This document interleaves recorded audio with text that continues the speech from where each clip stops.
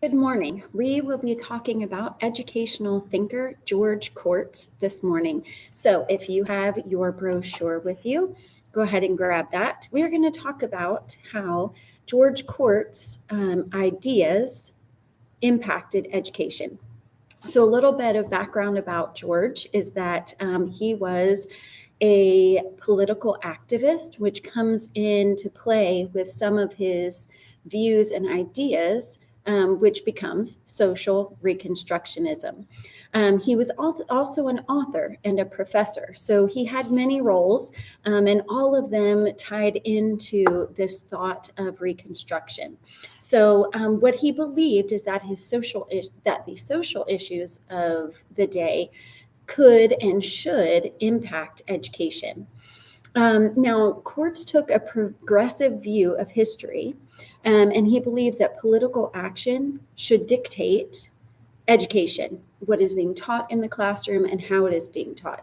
Now, I disagree with this. I believe that the social issues of the day and then education do not go hand in hand. I believe that social issues and political views should be discussed and developed outside of the classroom. And I'm not the only one to disagree with him. We also see that the limitations of Reconstructionism caused realists and idealists to really butt heads with him.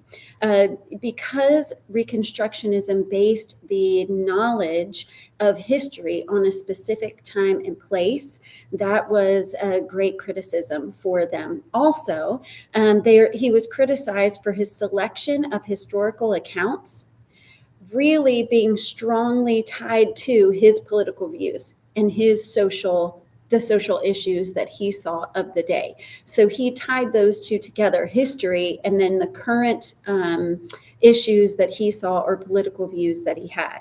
And then finally, critics argue that Reconstructionism bases their standards of education on cultural relativism. Now, what cultural relativism means is that what is right and wrong is deemed by the culture and what they believe is right and wrong.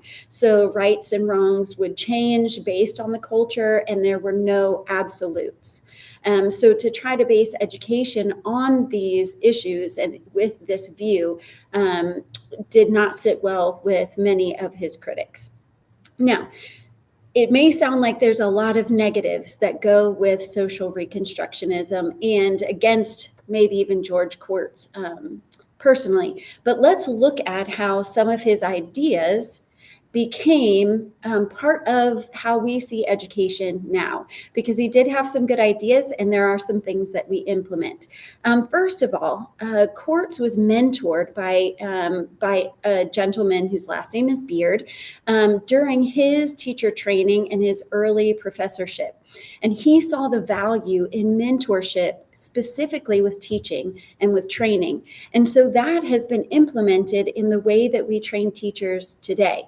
There's a mentorship program that you see in many of the schools or even in the actual districts there within the schools within specific districts. So that was one of the things that Courts found value in and pushed into education.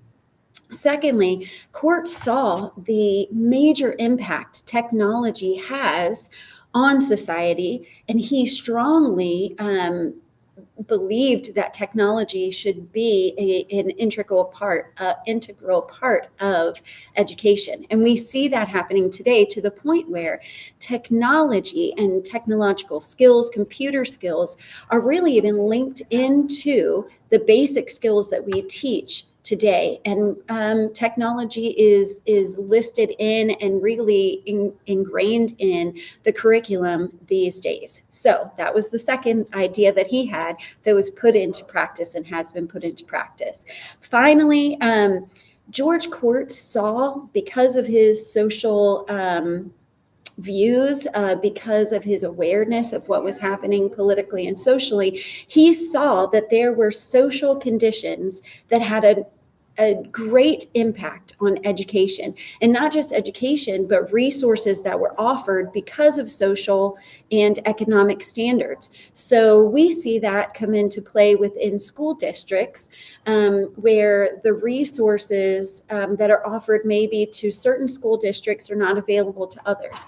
That because of the socioeconomic background of a particular group, they may or not have the resources available to them.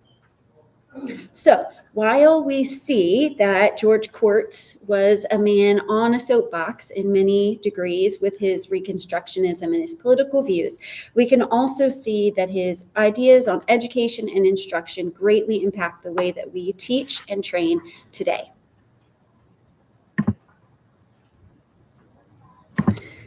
Okay.